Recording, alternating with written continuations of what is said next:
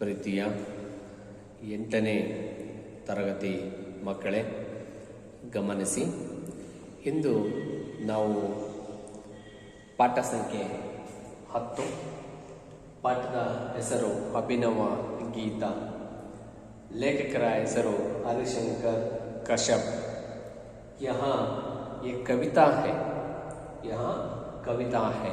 ಅಭಿನವ ಅಂದರೆ ಹೊಸ ಗೀತೆ. ಅಭಿನವ ಅಂದ್ರೇನು ಮಕ್ಕಳೇ? ಒಂದು ಹೊಸ ಗೀತೆ ಅನ್ನೋ ಒಂದು ಪಾಠವನ್ನು ಇವತ್ತಿನ ದಿನ ನಾವು ಈ ಪಾಠವನ್ನು ನೋಡೋಣ. ಹಾಗಾಗಿ ಎಲ್ಲ ಮಕ್ಕಳು ಪುಸ್ತಕವನ್ನು ನೋಡ್ಕೊಳ್ತೀರಲ್ವಾ? ಓಕೆ, ಯಾವ ಪಾಠವನ್ನು ಮಾಡ್ಕೊತೀವಿ? ಅಭಿನವ ಗೀತೆ, ಹೊಸ ಗೀತೆ. ಮೊದಲು ನಾವೊಂದು ಕವಿ ಪರಿಚಯವನ್ನು ನೋಡ್ಕೊಂಬರೋಣ. ಮೊದಲಿಗೆ श्री हरिशंकर कश्यप हिंदी के प्रसिद्ध बाल साहित्यकार है. अपने बच्चे के लिए अत्यंत रोचक, मनोरंजक व ज्ञानवर्धक एकांकी कविताएं, कहानियां तथा जीवनियां लिखी है. आपकी कुछ प्रसिद्ध पुस्तकें हैं: फूलवरी, झरना, मेरे देश के महान बालका, मेरे देश के मंदिर, मेरे देश की महान नारियां, मेरे देश के ऋषि मुनि, मेरे देश के संत महात्मा, देश की हन पर पूजा के फुल, अपनी रचनाओं के मूल तत्व, राष्ट्रभक्ति, भारतीय धर्म और संस्कृति है. इस कविता में कवि हरिशंकर कश्यप जी के बारे में क्या करती है? ಹಿಂದಿ ಈ ಒಂದು ಪದ್ಯದ ಒಳಗಡೆ ಲೇಖಕರಾದಂಥ ಹರಿಶಂಕರ್ ಕಶ್ಯಪ್ ಜಿ ಅವರು ಒಂದು ಹಿಂದಿ ಸಾಹಿತ್ಯದ ಒಂದು ಪ್ರಸಿದ್ಧ ಕವಿಯಾಗಿದ್ದರು. ಅಪನೆ ಬಚ್ಚೋ ಕೆ ಲಿಯೆ, ವಿದ್ಯಾರ್ಥಿಗಳಿಗೆ ಅತ್ಯಂತ ಆಕರ್ಷಣೀಯವಾಗಿರುವಂತಹ ಅಥವಾ ರೋಚಕವಾಗಿರುವಂತಹ ಒಂದು ಮನೋರಂಜಕವಾಗಿರುವಂತಹ ಒಂದು ಏಕಾಂಕಿಯನ್ನು ಮತ್ತು ಕವಿತೆಗಳನ್ನು ಮತ್ತು ಕಹಾನಿಗಳನ್ನು ಮತ್ತು ಜೀವನಿಗಳನ್ನು ಬರೆದಿರುವಂತಹ ಕವಿ ಹರಿಶಂಕರ್ ಕಶ್ಯಪ್ ಜಿ ಅವರು. ಆಪ್ಕಿ ಕುಚ್ ಪ್ರಸಿದ್ಧ ಪುಸ್ತಕೆ ಹೈ. ಅವ್ರು ಬರೆದಿರುವಂಥ ಪುಸ್ತಕಗಳಲ್ಲಿ ಫೂಲ್ವರಿ, झरना, मेरा देश, महान बालका, मेरा देश के मंदिर, मेरे देश की महान नारियां, मेरे देश के ऋषि मुनि, मेरा देश के संत महात्मा, देश की हन पर पूजा के फूल और ಬರೆದಿರುವಂತಹ ಪ್ರಮುಖ ಪ್ರಸಿದ್ಧ ಪುಸ್ತಕಗಳು ಆಗಿದ್ದಾವೆ ಮಕ್ಕಳೇ. ಹಾಗೆಯೇ ಆಪ್ಕಿ ರಚನಾಕ್ಕೆ ಮೂಲ ತತ್ವ, ಇವರ ರಚನೆಯ ಒಂದು ಮೂಲ ತತ್ವ ಏನಪ್ಪಾ ಅಂತ ಹೇಳಿದ್ರೆ ಒಂದು ರಾಷ್ಟ್ರಭಕ್ತಿ, ಭಾರತೀಯ ಧರ್ಮ ಅವರ ಸಂಸ್ಕೃತಿ. ಕೊನೆಗೆ ಅವ್ರು ಹೇಳ್ತಾರೆ, ನಮ್ಮ ಭಾರತ ದೇಶದ ಒಂದು ರಾಷ್ಟ್ರಭಕ್ತಿ ಮತ್ತೆ ರಾಷ್ಟ್ರ ಪ್ರೇಮ ಮತ್ತೆ ರಾಷ್ಟ್ರೀಯ ಒಂದು ಸಂಸ್ಕೃತಿಯನ್ನು ಬಿತ್ತುವಂತಹ ಕೆಲಸವನ್ನ ಇವತ್ತಿನ ವಿದ್ಯಾರ್ಥಿ ಸಮೂಹದ ಮನಸ್ಸಿನ ಒಳಗಡೆ ಬಿತ್ತುವಂಥ ಒಂದು ಕೆಲಸವನ್ನ ಮಾಡಿದ್ದಾರೆ. ಹಾಗಾಗಿ ಅವರು ಹೇಗೆ ಒಂದು ರಾಷ್ಟ್ರಭಕ್ತಿಯನ್ನು ಬಿತ್ತಿದ್ದಾರೆ ಅನ್ನೋದನ್ನ ಈ ಒಂದು ಕವಿತೆ ಮುಖಾಂತರ ನಾವು ನೋಡೋಣ ಮಕ್ಕಳೇ. यह आशय देखिए, इस कविता के द्वारा बच्चे जीने की कल सीख सकते हैं. कष्ट के समय में भी हंसते रहने और सबको सुख देते रहने की कल का परिचय दिलाना इस कविता के उद्देश्य है. ಈ ಕವಿ ಒಂದು ಕಲ್, ನಾಳೆ ಮತ್ತು ಕಷ್ಟ ಸಮಯದಲ್ಲಿ ಹೇಗೆ ಮನುಷ್ಯ ಇರ್ತಾನೆ ಅಥವಾ ಸಂತೋಷದ ಸಮಯದಲ್ಲಿ ಮನುಷ್ಯನ ಮುಖಲಕ್ಷಣಗಳು ಹೇಗಿರುತ್ತವೆ. ನಾವೊಂದು ಮಾತಿದೆ, ಕಷ್ಟ ಬಂದಾಗ ವೆಂಕಟರಮಣ ಅನ್ನುವಂಥ ಒಂದು ಸ್ವಭಾವ ಕೂಡ ಇರ್ತವೆ. ಆದರೆ ಯಾವುದೋ ಒಂದು ಹೂವಿಗೆ, ಯಾವುದೋ ಒಂದು ಮರದಲ್ಲಿ ಪ್ರಕೃತಿ ಹೇಗೆ ಕಷ್ಟ ಬಂದಾಗ ಕೂಡ ಸಮಾನವಾಗಿ ತಗೊಳುತ್ತೆ, ಸುಖ ಬಂದಾಗ ಕೂಡ ಸಮಾನವಾಗಿ ಸ್ವೀಕರಿಸುವಂಥ ಗುಣವನ್ನು ಆ ಒಂದು ಹೂವಿಗೆ ಹೋಲಿಕೆ ಮಾಡಿ ಹಸ್ತೆ ನಗ್ತಾ ಇರಬೇಕು, ಕಿಲ ಆ ಸಬ್ಕೋ ಸುಖ ದೇತೆ ಹೇ, ಸುಖವಾಗಿ ಸಂತೋಷವಾಗಿ कल का ಪರಿಚಯ ದಿಲಾನ ಆ ಒಂದು ಕವಿತೆ ಒಂದು ಹೂವಿನ ವರ್ಣನೆಯನ್ನು ಈ ಒಂದು ಕವಿತೆಯಲ್ಲಿ ಮಾಡ್ತಾ ಹೋಗ್ತಾ ಇದ್ದಾರೆ ಮಕ್ಕಳೇ. ಹಾಗಾದರೆ ಹೇಗೆ ವರ್ಣನೆಯನ್ನು ಮಾಡ್ತಾ ಇದ್ದಾರೆ ನೋಡೋಣಲ್ವಾ?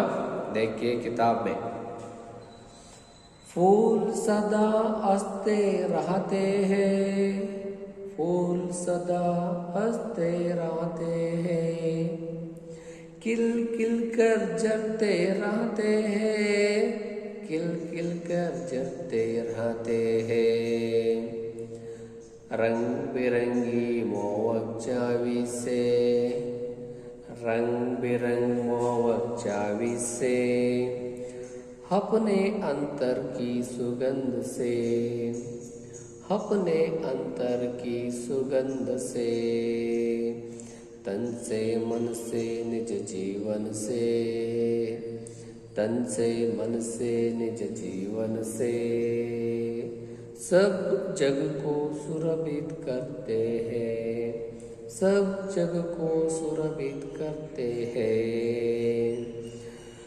रहो सदा सबको हिल मिल कर, रहो सदा सबसे हिल मिल कर, कष्ट सहो जीवन में हंस कर, कष्ट सहो जीवन में हंस कर, जियो सदा सबको सुख देकर, जियो सदा सबको सुख देकर, फूल यही हमसे कहते हैं, फूल यही हमसे कहते हैं, फूल सदा हंसते रहते हैं,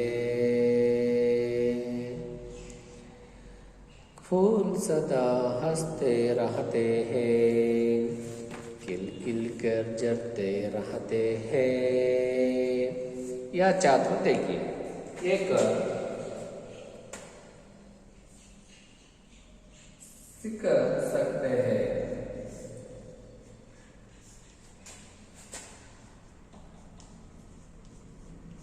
सीख सकते हैं, हंसते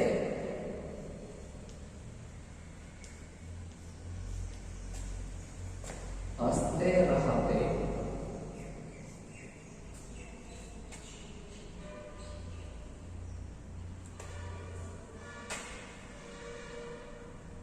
दिलाना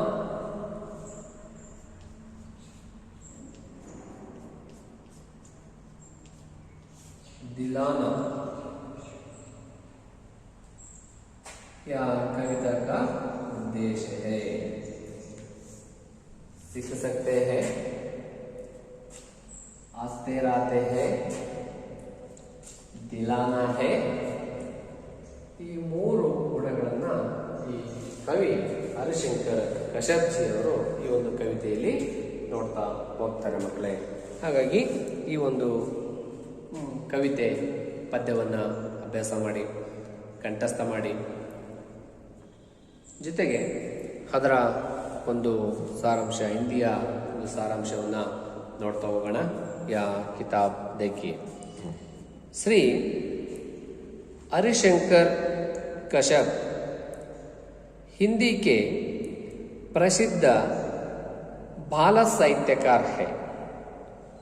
अपने बच्चों के लिए अत्यंत रोचक, मनोरंजक, वहाँ ज्ञानवर्धक एकांकी कविताएं, कहानियाँ तथा जीवनियाँ लिखी है. आपकी कुछ प्रसिद्ध पुस्तकें हैं: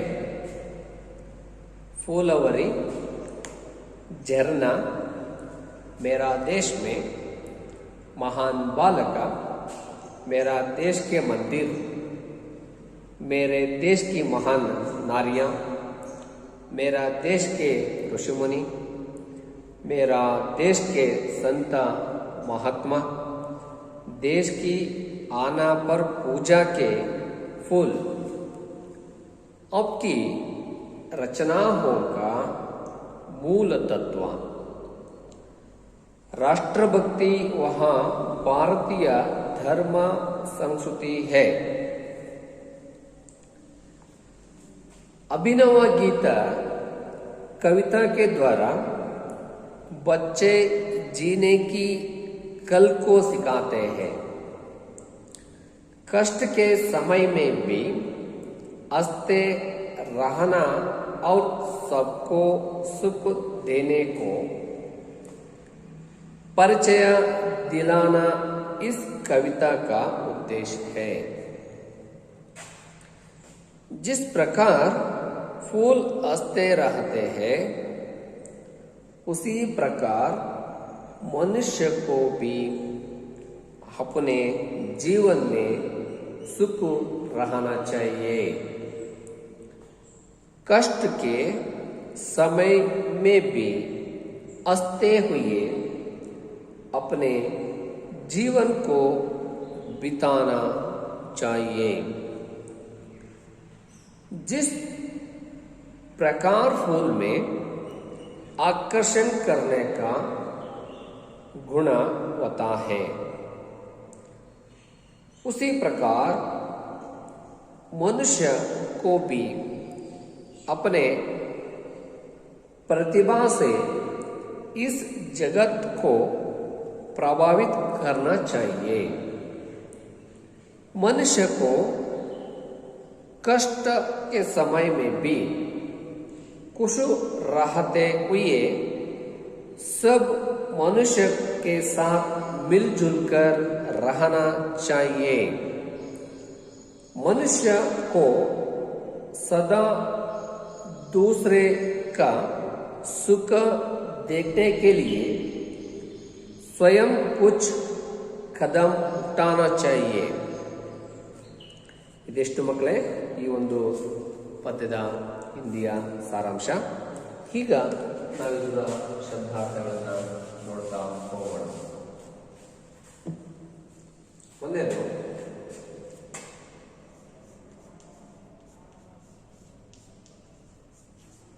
ಶಬ್ದಾರ್ಥ ಅಲ್ವಾ? ಒಂದು ಅಭಿನವ,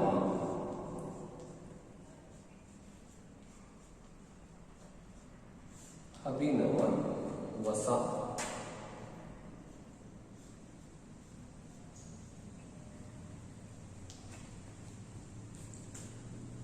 फल तो फूल,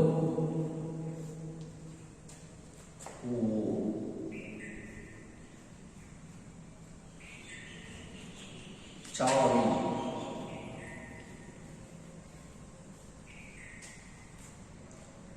शोभे, चावी शोभे, निज, निज स्ವಂತ,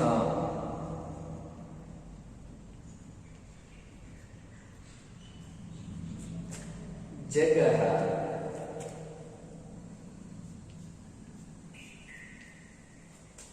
प्रपंच,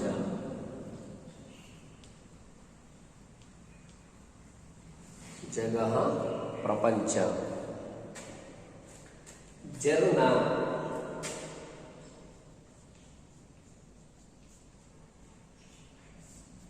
झरना उतुरुविके,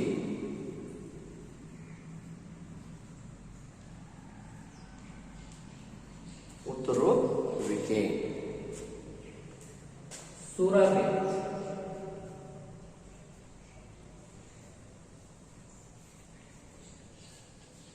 सुरभि सुगंध,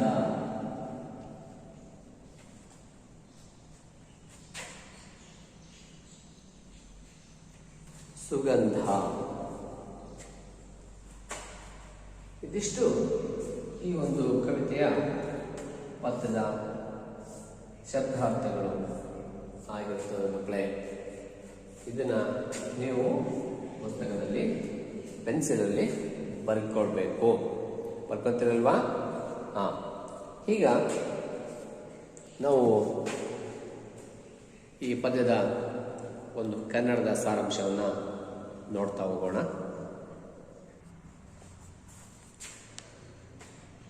ಈ ಒಂದು ಪದ್ಯದಲ್ಲಿ ಕವಿ ಹರಿಶಂಕರ್ ಕಶ್ಯಪ್ ರವರು ಈ ಒಂದು ಕವಿತೆಯ ಮುಖಾಂತರ ಮಕ್ಕಳ ಬದುಕುವ ಕಲೆ ಬಗ್ಗೆ ತಿಳಿಸುವಂಥ ಪ್ರಯತ್ನವನ್ನು ಮಾಡ್ತಿದ್ದಾರೆ.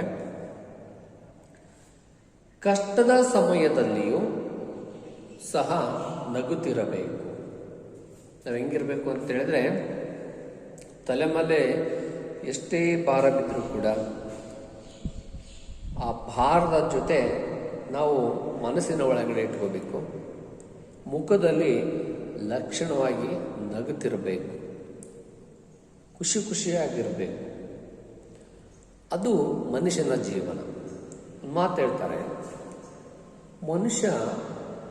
ಮನುಷ್ಯನಿಗೆ ಎಷ್ಟು ಕಷ್ಟಗಳು ಬರ್ತವೆ ಅಷ್ಟು ಮನುಷ್ಯನನ್ನು ಪರಿಪೂರ್ಣನಾಗಿ ಮಾಡ್ತವೆ. ಮನುಷ್ಯ ಕಷ್ಟಗಳನ್ನು ಅನುಭವಿಸ್ತಾ ಅದಕ್ಕೆ ಒಂದು ಪರಿಹಾರವನ್ನು ಹುಡುಕ್ತಾ ನಾವು ಮುಂದೆ ಹೋಗ್ಬೇಕೇ ವಿನಃ ನಾವು ಕಷ್ಟ ಬಂತು ಅಂತೇಳಿ ಎದೆಗುಂದದೆ ಅದನ್ನು ನಾವು ಯಾವತ್ತೂ ಕೂಡ ಸಮಾನವಾಗಿ ತಗೊಂಡೋಗುವಂಥ ಕೆಲಸವನ್ನು ಮಾಡಬೇಕು. ಹಾಗಾಗಿ ನಾವು ಕಷ್ಟದ ಸಮಯದಲ್ಲೂ ಸಹ ನಗುತ್ತಿರಬೇಕು ಮತ್ತು ಬೇರೆಯವರ ಸುಖ ಸಂತೋಷದ ಬದುಕಿನ ಕಲೆಯನ್ನು ಕೂಡ ನಾವೆಲ್ಲರಿಗೂ ಕೂಡ ಪರಿಚಯಿಸಬೇಕು. ಕೆಲವರು ಸಮಾಜದಲ್ಲಿ ಎಂತೆಂಥ ದೃಶ್ಯಗಳನ್ನು ನೋಡ್ತೇವೆ. ದೇಹದ ಅಂಗವೈಫಲ್ಯತೆಯನ್ನು ಹೊಂದಿರುವಂಥವರು ಇವತ್ತು ಪ್ಯಾರಾ ಒಲಿಂಪಿಕ್ಕಲ್ಲಿ ಚಿನ್ನದ ಪದಕಗಳನ್ನು ತಗೊಂಡ್ಬರ್ತಾ ಇದ್ದಾರೆ. IAS IPS ಹುದ್ದೆಗಳನ್ನು ಸೃಷ್ಟಿ ಮಾಡಿಕೊಂಡು ನೇಮಕಾತಿಯನ್ನು ಪಡ್ತಾ ಇದ್ದಾರೆ. ನೋಡಿ, ಅವರ ಕೈಗಳು ಕಾಲುಗಳು ಕಳ್ಕೊಳ್ತಿರ್ತಾರೆ, ಕಣ್ಣುಗಳನ್ನು ಕಾಣದೇ ಇರೋದಿಲ್ಲ. ಅಂಥವರು ನನ್ನ ಜೀವನವನ್ನು ಮುಗೀತು, ನನ್ನ ಜೀವನದಲ್ಲಿ ಇಷ್ಟೇ ನನ್ನ ಜೀವನ ಅಂತೇಳಿ ಕೈ ಕುಟುಂಬ ಕೂರೋದಿಲ್ಲ. ಏನಾದರೂ ಒಂದು ಸಾಧನೆಯನ್ನು ಮಾಡಬೇಕು, ಇಡೀ ಒಂದು ಜಗತ್ತಿಗೆ ನನ್ನದೇ ಆದಂಥ ಒಂದು ಕೊಡುಗೆಯನ್ನು ಕೊಡಬೇಕು ಅಂತೇಳಿ ಈ ಥರ ಕಾಂಪಿಟೇಟಿವ್ ಎಕ್ಸಾಮನ್ನು ತೆಗೆದುಕೊಂಡು ಪರೀಕ್ಷೆಯಲ್ಲಿ ಪಾಸಾಗಿ ಇವತ್ತು ಆರೋಗ್ಯವಾಗಿರುವಂಥವ್ರಿಗೆ ಸವಾಲಾಗಿ ಕಾಣ್ತಾ ಇದ್ದಾರೆ. ಅವ್ರನ್ನ ಹೋಲಿಕೆ ಮಾಡಿಕೊಂಡ್ರೆ ನಾವು ಏನೂ ಇಲ್ಲ, ಜೀರೋ. ನಾವು ಕೂಡ ಏನಾದರೂ ಅಚೀವ್ಮೆಂಟನ್ನು ಮಾಡಬೇಕು. ನಾವು ಕೂಡ ಮನಸ್ಸು ಮಾಡಿದ್ರೆ ಏನು ಬೇಕಾದ್ರೂ ಮಾಡಬೇಕು. ಮನಸ್ಸಿಗಿಂತ ವೇಗವಾಗಿ ಜಗತ್ತಲ್ಲಿ ಯಾವುದೂ ಹೋಗೋದಿಲ್ಲ.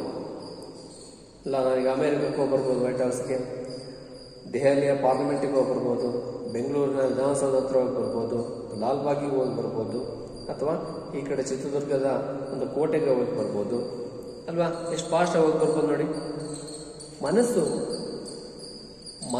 ಮಾಡಿದರೆ ನಾವು ಜಗತ್ತಲ್ಲಿ ಏನು ಬೇಕಾದರೂ ಮಾಡ್ಬೋದು. ನಮಗೆ ಹಲವಾರು ಉದಾಹರಣೆಗಳಿಂದ doctor Baba Saheb Ambedkar, Swami Vivekananda, APJ Abdul Kalam, sir CV Raman, sir Visvesvaraya, ಇವರೆಲ್ಲ ಮನಸ್ಸು ಮಾಡಿ ಇವತ್ತು ಈ ಸಮಾಜಕ್ಕೆ ಒಂದು ಕೊಡುಗೆಯನ್ನು ಕೊಡೋದ್ರ ಮುಖಾಂತರ ಅವರ ಹೆಸರನ್ನು ಇಡೀ ಉನ್ನತ ಮಟ್ಟಕ್ಕೆ ತಗೊಂಡೋಗಿರುವಂಥ ಮಹಾನ್ ಚೇತನಗಳು. ಹಾಗಾಗಿ ನಾವು ನಮ್ಮ ಬದುಕಿನಲ್ಲಿ ದುಃಖ ಇದ್ದರೂ ಕೂಡ ಬೇರೆಯವರ ಜೀವನದಲ್ಲಿ ನಾವು ಅವರಿಗೆ ದುಃಖದ ಕಹಿಗಳನ್ನು ಹಂಚದೇ ಅವರಿಗೆ ಸಿಹಿಯನ್ನು ಕೊಡುವಂಥ ಪ್ರಯತ್ನವನ್ನು ಮಾಡಬೇಕು. ಆಗ ಅವರು ನಮ್ಮ ಪರವಾಗಿ ಏನು ಮಾಡ್ತಾರೆ, ನಿಜವಾಗ್ಲೂ ಕೂಡ ಒಂದು ಗೌರವ, ಒಂದು ವಿಶೇಷವಾದಂಥ ಸ್ಥಾನಮಾನಗಳನ್ನು ನಮಗೆ ಕೊಡ್ತಾರೆ. ನಾವು ನೋಡಿ, ಹಕ್ಕಿಗಳು ಎಷ್ಟು ಚೆನ್ನಾಗಿ ಸ್ವಚ್ಛಂದವಾಗಿ ಆಕಾಶದಲ್ಲಿ ಬದುಕ್ತಾ ಇರ್ತವೆ ಅಲ್ವಾ. ಯಾವುದೇ ಚಿಂತೆ ಇಲ್ಲದೆ ಫ್ರೀ ಬರ್ಡ್, ಅದಕ್ಕೆ ಹೆಸರೇ ಫ್ರೀ ಬರ್ಡ್. ಬರ್ಡ್ ಅಂದರೆ ಹಕ್ಕಿಗಳೇನಾದರೂ ಚಿಂತೆ ಇದೆಯಾ? ಏನೂ ಇಲ್ಲ. ಹಾಗೆ ನಾವು ಹಕ್ಕಿಗಳ ರೀತಿ ಬದುಕುವಂಥ ಪ್ರಯತ್ನವನ್ನು ಮಾಡಬೇಕು. ನೋಡು, ಅಕ್ಕಿಗಳು ಎಷ್ಟು ಚೆನ್ನಾಗಿ ಚೆಂದವಾಗಿ ಎಲ್ಲೋ ತಿಂತವೆ, ಎಲ್ಲೋ ಮಲಗ್ತವೆ, ಎಲ್ಲೋ ಬದುಕ್ತವೆ, ಎಲ್ಲೋ ಹಾರಾಡ್ತವೆ. ಅವಕ್ಕೆ ಒಂದು ಕಾನ್ಸೆಪ್ಟ್ ಇಲ್ಲ. ಹೂವುಗಳ ಲಕ್ಷಣಗಳನ್ನು ನೋಡ್ತಾವೆ. ಬೆಳಗ್ಗೆ ಇರುತ್ತೆ, ಮಧ್ಯಾಹ್ನ ಇರುತ್ತೆ, ಸಂಜೆ ಇರುತ್ತೆ, 12 ಗಂಟೆಗೆ ಇರುತ್ತೆ ಅಲ್ವಾ. ಅದರ ಒಂದು ನೋಟ, ಅದರ ಒಂದು ಗುಣ ಬದಲಾವಣೆ ಆಗ್ತಾ ಹೋಗ್ತಾ ಇರುತ್ತೆ. ಹೂವಿನಂತೆ ನಾವು ನಮ್ಮ ಜೀವನ ನಮ್ಮ ಸಂತೋಷವಾಗಿರಬೇಕು. ಯಾವುದೋ ಒಂದು ಗುಲಾಬಿ ಹೂವನ್ನು ತಗೊಂಡು ಫುಲ್ ಬೆಳಗ್ಗೆ 6 ಗಂಟೆಗೆ ಸೂರ್ಯನ ಕಿರಣಕ್ಕೋಸ್ಕರ ಕಾಯ್ತಾ ಇರುತ್ತೆ, ಮಗ್ಗಾಗಿರುತ್ತೆ. ಇನ್ನೇನು ಸೂರ್ಯನ ಕಿರಣ ಭೂಮಿಗೆ ಸ್ಪರ್ಶ ಆಗ್ತಿದ್ದ ಹಾಗೇನೆ ಅವು ಅರಳೋದಕ್ಕೆ ಪ್ರಾರಂಭ ಮಾಡುತ್ತೆ.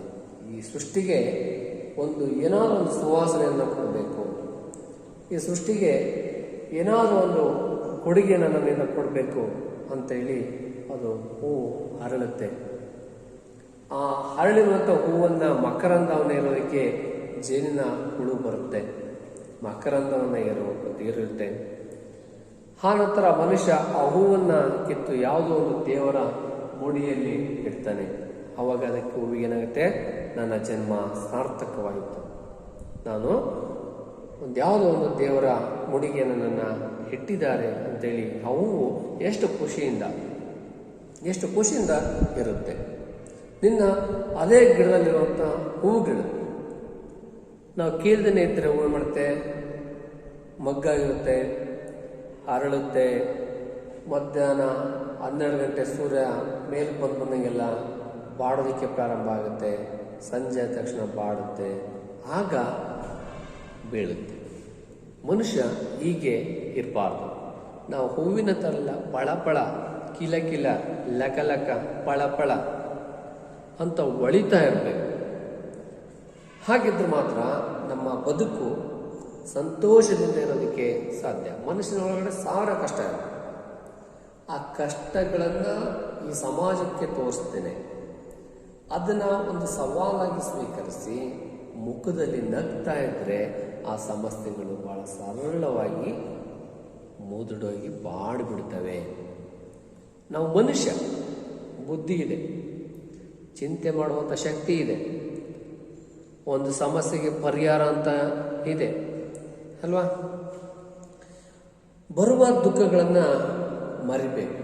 ಎಷ್ಟೇ ದುಃಖಗಳು ಮರುವ ಅನ್ನೋದೇನಾದ್ರು ಮನುಷ್ಯನಿಗೆ ಇಲ್ಲದೇ ಇದ್ದಿದ್ರೆ ಇವತ್ತು ಮನುಷ್ಯ ಆಗಿರ್ತಿರ್ಲಿಲ್ಲ, ಹುಚ್ಚ ಆಗ್ಬಿಡ್ತಿದ್ದ, ಪಾಗಲ್ವಕ್ಕೆ ಹುಚ್ಚ ಆಗ್ಬಿಡ್ತಿದ್ದ. ಯಾಕಂದರೆ ಎಲ್ಲ ನೆನಪುಗಳನ್ನು ತಲೆಯಲ್ಲಿ ಇಟ್ಕೊಂಡ್ಬಿಟ್ಟಿದ್ರೆ ಅವನು ಮನುಷ್ಯ ಏನಾಗ್ತಿದ್ದ, ಅವನು ಬುದ್ಧ ಆಗ್ತಿದ್ದ ಅಲ್ವಾ, ಸರ್ವಜ್ಞ ಆಗ್ಬಿಡ್ತಿದ್ದ. ಹಾಗಾಗಿ ಮರುವು ಅನ್ನೋದು ಕೂಡ ಒಂದು ಸೃಷ್ಟಿಯ ನಿಯಮ. ಕವಿ ಹೇಳ್ತಾರೆ, ಹೂಗಳಂತೆ ನಾವು ಬೇರೆಯವರನ್ನು ಆಕರ್ಷಿಸುವಂಥ ಗುಣಗಳನ್ನು ಹೊಂದಿರಬೇಕು. ನೋಡಿ, ಯಾವುದೋ ಒಂದು ಸೂರ್ಯಕಾಂತಿ ನೋಡಿ, ಅದು ಹೆಸರೇ ಸೂರ್ಯಕಾಂತಿ.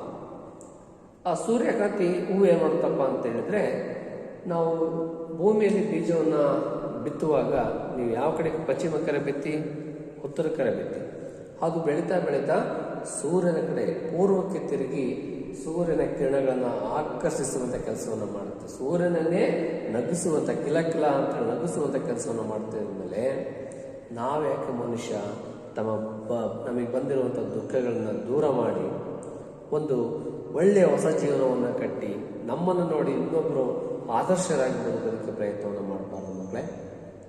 ಹಾಗೆ ಹೂಗಳು ಯಾವ ರೀತಿ ಆಕರ್ಷಿಸುವ ಸ್ವಭಾವಗಳನ್ನು ಹೊಂದಿರುತ್ತವೆಯೋ ಹಾಗೆ ಮನುಷ್ಯನು ಸಹ ಒಳ್ಳೆಯ ಪ್ರತಿಭೆ, ಕಲೆ, ಹಾಸ್ಯ, ಸ್ವಭಾವ, ವಿದ್ಯೆ, ಜ್ಞಾನ ಇವುಗಳ ಮುಖಾಂತರ ಬದುಕುವ ಕಲೆಯನ್ನು ತಿಳಿಸಬೇಕು. ಬದುಕುವ ಕಲೆಯನ್ನು ನಾವೇನು ಮಾಡಬೇಕು, ತಿಳ್ಕೋಬೇಕು. ಈಗ ಉದಾಹರಣೆ, ಒಂದು ಮನಸ್ಸಿಗೆ ಬೇಜಾರಾಯಿತು ಅಂತ ಯಾವುದೋ ಒಂದು ಸಿನಿಮಾಕ್ಕೆ ಹೋಗ್ತೇವೆ, ಒಂದು 3 ಗಂಟೆ. ಆ ಸಿನಿಮಾದಲ್ಲಿ ಎಷ್ಟು ಚೆನ್ನಾಗಿ ಸೊಗಸಾಗಿ ತೋರಿಸ್ತಾರೆ ಅವನ ಜೀವನವನ್ನು. ಆಗ ನಮಗನ್ಸುತ್ತೆ, ಜೀವನ ಇಷ್ಟೇ ಅಲ್ವಾ, ಇಷ್ಟನ್ನು ನಾವು ಯಾಕೆ ಸಿಂಪಲಾಗಿ ತಗೋಬೇಕು ಅಂತೇಳಿ ಯೋಚನೆ ಮಾಡಿ ಸಿನಿಮಾ ಮುಗಿದ್ಮೇಲೆ ಮತ್ತೆ ಆ ಸಮಸ್ಯೆನ ಹೊರಟೋಗಲ್ಲ. ಹಾಗೆ ನಾವು ಒಂದು ಕಲೆ ಅಥವಾ ಜನಪದ ಶೈಲಿ ಆಗಿರ್ಬೋದು, ಅಥವಾ ಒಂದು ಹಾಡನ್ನು ಜನಪದ ಹಾಡುಗಳಾಗಿರ್ಬೋದು, ಅಥವಾ ಒಂದು ಚಿತ್ರ ಬರೆಯೋದಾಗಿರ್ಬೋದು. ಚಿತ್ರವನ್ನು ಬರಿತಾ ಇದ್ದರೆ, ಪೇಂಟಿಂಗ್ ಮಾಡ್ತಾ ಇದ್ದರೆ ಒಂದು ಕಲೆ ನಮ್ಮ ಕಷ್ಟಗಳನ್ನು ದೂರ ಮಾಡ್ತಾ ಹೋಗುತ್ತೆ. ಅಥವಾ ವಿದ್ಯೆ, ಪುಸ್ತಕವನ್ನು ಓದುವಂಥದ್ದು, ಯಾವುದೋ ಒಂದು ಮಹಾನ್ ವ್ಯಕ್ತಿಗಳ ಪುಸ್ತಕವನ್ನು ತಗೊಂಡು ಓದುವಂಥದ್ದು, ಅದಕ್ಕೊಂದು ಪರಿಹಾರ ಹುಡುಕುವಂಥ ಕೆಲಸವನ್ನು ಮಾಡುವಂಥದ್ದು. ಜೊತೆಗೆ ನಮ್ಮ ಆಸೆಗಳು, ಚುಟುಕುಗಳು, ಈಗ ಉದಾಹರಣೆ ಈ ಆಸ್ತಿಗೆ ಸಂಬಂಧಪಟ್ಟಂತೆ ಸಿನಿಮಾಗಳಲ್ಲಿ ಬೇರೆ ಬೇರೆ ಎಲ್ಲ ಬರ್ತಾ ಇರ್ತಾರೆ. ಆ ಆಸ್ತಿಗಳನ್ನು ನೋಡಿಬಿಟ್ರೆ, ಅವ್ರು ಮಾತಾಡೋದು ನೋಡ್ಬಿಟ್ರೆ ಸಾಕು, ನಮ್ಮ ನಗಕ್ಕೆ ಬಂದೂ ಕೂಡ ಏನು ಮಾಡ್ತಾನೆ, ನಗೋದಿಕ್ಕೆ ಪ್ರಾರಂಭ ಮಾಡ್ತಾನೆ. ಅದು ನಿಜವಾದಂಥ ಹಾಸ್ಯ. ಹಾಗೆಯೇ ನೆಕ್ಸ್ಟ್ ಜ್ಞಾನ. ನಮ್ಮ ಜ್ಞಾನವನ್ನು ವೃದ್ಧಿಸ್ಕೋಬೇಕು. ಮನುಷ್ಯ ಜೀವನ ಪ್ರಾರಂಭ ಮಾಡೋದ್ರಿಂದ ಜೀವನ ಮುಗಿಯೋ ತನಕನೂ ಕೂಡ ಸಮಾಜದಲ್ಲಿ ಕಲಿಯೋದಿರುತ್ತೆ, ಜ್ಞಾನವನ್ನು ತಿಳ್ಕೊಳ್ಳೋದಿರುತ್ತೆ, ಅಭ್ಯಾಸ ಮಾಡೋದಿರುತ್ತೆ. ಹಾಗಾಗಿ ನಾವು ಆ ಕೆಲಸವನ್ನು ನಿರಂತರವಾಗಿ ಮಾಡ್ತಾ ಹೋಗಬೇಕು. ಆಗ ನಮ್ಮ ಇವುಗಳ ಮುಖಾಂತರ ನಮ್ಮ ಬದುಕನ್ನು ಒಂದು ಸುಂದರವಾಗಿ ಮಾಡ್ಕೋಬೇಕು. ಅದಕ್ಕೆ ಮಾನವ ಜನ್ಮ ದೊಡ್ಡದು, ಹಾಳು ಮಾಡಿಕೊಳ್ಳಬೇಡಿರಿ ಹುಚ್ಚಪ್ಪಗಳಿರ ಅನ್ನೋ ಮಾತನ್ನು ಕೂಡ ಟಿವಿಜಿಯವರು ಕಡೆ ಹೇಳ್ತಾರೆ. ಇನ್ನೊಬ್ರು ಕನಕದಾಸ ಹೇಳ್ತಾರೆ, ಕುಲ ಕುಲ ಕುಲವೆಂದು ಬಡಿದಾಡದಿರಿ, ಕುಲದ ನೆಲವ ಬಲ್ಲಿರ ಬಲ್ಲಿರ ಬಲ್ಲಿರ.